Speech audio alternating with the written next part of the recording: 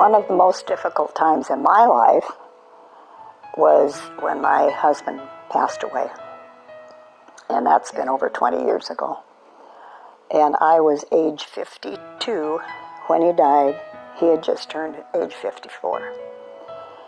And pretty devastating. I couldn't believe it. And I kept thinking, no, he's not really going to die, as I'm looking at him in the bed. The doctors assured me, yes, there's no brain activity. And that was one of the hardest things. And I remember my daughter, Paula, saying to Nina, who has Down syndrome, Daddy's really sick. And he won't be coming home. And Nina said, well, where's he going then? And Paula said, he's going to go be with Jesus in heaven. And that gave me peace. And I think it gave both of my daughters peace. I remember that the hospital had called me and told me that he was in the hospital and that I needed to come and be sure to bring somebody with me. So I called my daughter, Paula, and she went with me. She left work and went with me. And I said, I don't know if it would be a silly thing to the doctors, but as they're doing the testing and all the tests and whatnot,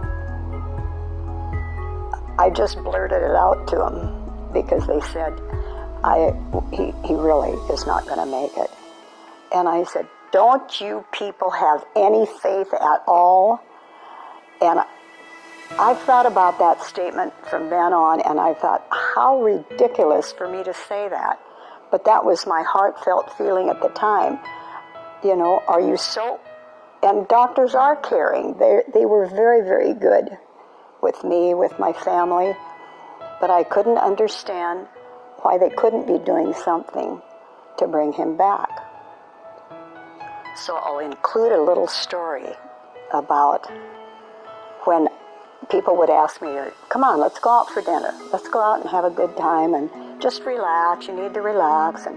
And so I would go with them, and more than once, I would see a gentleman either walking into the restaurant or sitting somewhere, and the shirt that the guys were wearing, every single one of them would have a shirt on like my husband had on, and would wear a lot. And I would get up out of the chair that I was sitting in from the table, and I would go and look at that person to make sure it wasn't my husband. But that, you know, it's kind of a funny thing to do, but I just felt I needed to do it. And to me, that's all from God.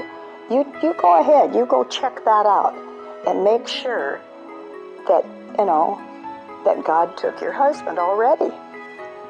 And, you know, it always worked out okay, but boy, I'd wonder about it during the nighttime. I'd think, maybe that really was him. I never approached anybody to ask them if to turn around and look at me. So that was kind of a silly thing, but yet a heartfelt thing that I went through at that time. I'd ask my mom, I'd say, Mom, why do you think God has done this to me now? And she said, I don't have an answer, but just trust in what he knows better than we know. And so I've tried to do that from then on. And there's been rough times, but I just feel I know where he is. And I know someday I'll see him. I'll be with him. And that's a whole nother subject. But my faith is pretty strong. And I lean on God a lot. And I think he wants us to lean on him.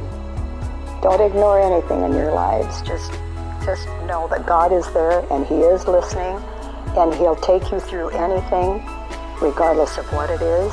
You may not like the answers that you're getting, receiving from either somebody else or through God, but just go with your faith.